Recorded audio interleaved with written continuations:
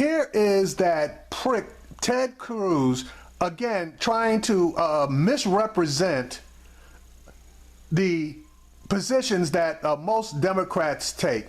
Check out this asshole just spewing bullshit out there with no justification whatsoever. But because he speaks so, quote unquote, elegantly, this shit is swallowed, and nobody basically pushed back against him. And honestly, I can't blame them, because they're basically there to get an interview with this guy, or basically get a statement from this guy. So for them to push back on it is bullshit. But I can push back on it very easily. Here we go. The simple reality is, you know, I'm reminded of the dog that didn't bark. In this case, the Democrats are barking very loudly. When the threats of voter fraud come up, they get very, very upset. You know, I personally... No, Ted, they don't get upset. When the subject of voter fraud comes up, what they ask for is proof of the voter fraud, which you assholes can never come up with. So they, just as we, the people, recognize that you bring up this bullshit voter fraud in order to introduce voter suppression laws. Agree with Justice John Paul Stevens. I would note one of the most noted liberals on the U.S. Supreme Court. He wrote the majority opinion in a case called Crawford. Crawford upheld Indiana's photo ID statute. I was at the time the Solicitor General of Texas. I represented a coalition of states defending Indiana's law requiring photo ID to vote, just like you need a photo ID to get on an airplane or to get a beer at a bar. And what Justice Stevens, a noted liberal for the Supreme Court, in a 6-3 decision upholding that law, said is that voter fraud undermines the integrity of the election, and the people that are hurt the most, Justice Stevens explained, are minorities, or Hispanics, or African Americans, because they are frequently the people whose votes are being stolen. That is fucking bullshit as far as votes being stolen via voter fraud.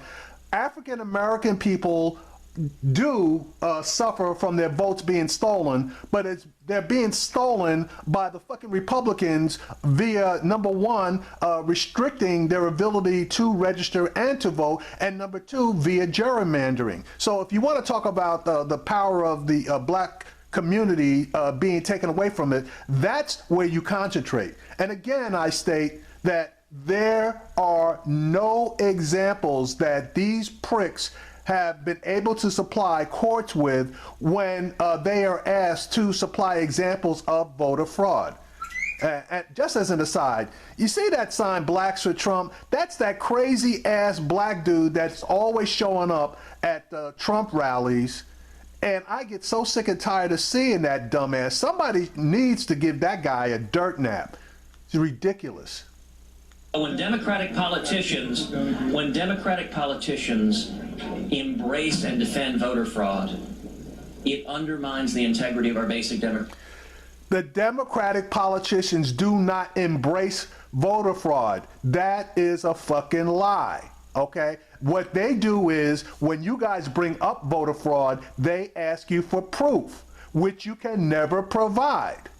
System. I think that's unfortunate. Would you support Republican leadership attempts to change the Senate rules and push this nominee through with just 51 votes?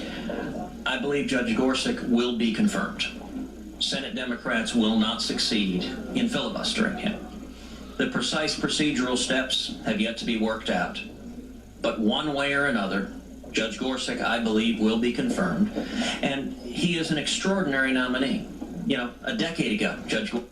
All right, so Ted Cruz just told you that given the current rules of the filibuster, which means that it takes 60 senators to break a filibuster under the current rules, that the only way that this guy's going to get confirmed is if Mitch McConnell changes the rules and goes to the nuclear option, where confirmation for a Supreme Court justice only needs 51 votes. So Cruz just told you, he gave you a heads up right here, right now, that the nuclear option is going to be declared by Mitch McConnell, who is, quote unquote, such a traditionalist as far as the rules of the Senate are concerned. And here are the 8 Democrats from red states that we are going to have to pay special attention to. Joe Manchin, that motherfucker is a Republican in everything but name. So I know he's probably going to bend over. Heidi Heitkamp has already indicated that she is probably going to bend over. She's from North Dakota. John Tester, I haven't heard which way he's planning on leaning. Joe Donnelly, same with him. I haven't heard which way he's planning on leaning.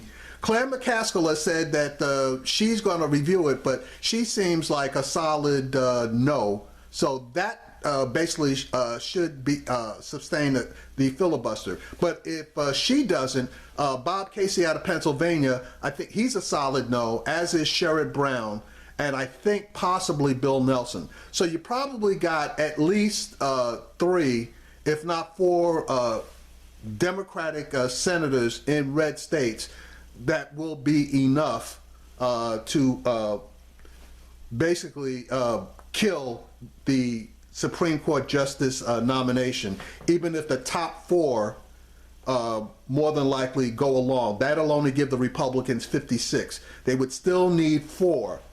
And I mean, all 4 of the guys that are in the red states to go along with them. And Sherrod Brown specifically said he ain't doing it. So the nuclear option is the only way that this guy is going to get confirmation to the Supreme Court.